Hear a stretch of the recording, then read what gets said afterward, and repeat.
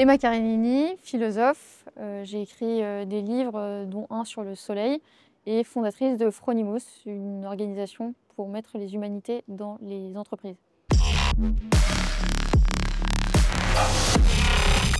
L'imagination, c'est ce qui permet de sortir de notre cadre de pensée et de sortir de nos préjugés, de sortir de la boîte en quelque sorte, puisque l'imagination, comme il dit, elle est infinie, elle est illimitée. En fait, la force des images, la force de l'imagination pour ouvrir notre spectre et pour nous inviter à innover. En général, on parle de l'innovation comme d'une méthode.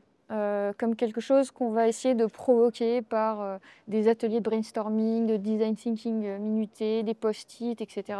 En fait, historiquement, l'innovation, c'est quelque chose qui arrive au contraire dans des moments de relâchement, dans des moments un peu inattendus. Par définition, dans la création, il y a quelque chose d'imprévisible, inattendu. Se laisser un peu gagner par une association libre et on produit quelque chose de nouveau. Le smartphone, l'ordinateur, le téléphone, on fait quelque chose de nouveau et c'est des innovations hyper percutantes. Donc il y a quelque chose d'intéressant aussi dans cette libre association et ça peut être intéressant de revenir à cette conception de l'innovation comme un relâchement.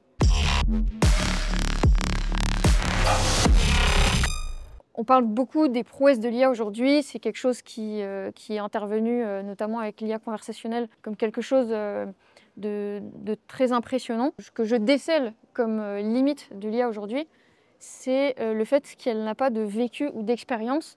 Aujourd'hui, l'IA peut écrire des livres, elle va peut-être parler d'un repas ou de l'amour, mais en fait, elle n'aura jamais de discours sur son expérience, elle ne parle pas de son vécu ou de son ressenti. En fait, elle recompile toutes les données qu'elle a pu lire dans notre littérature. Et de ce point de vue, ça pose une véritable question, c'est jusqu'où l'IA pourra-t-elle imiter notre vécu avec le langage ?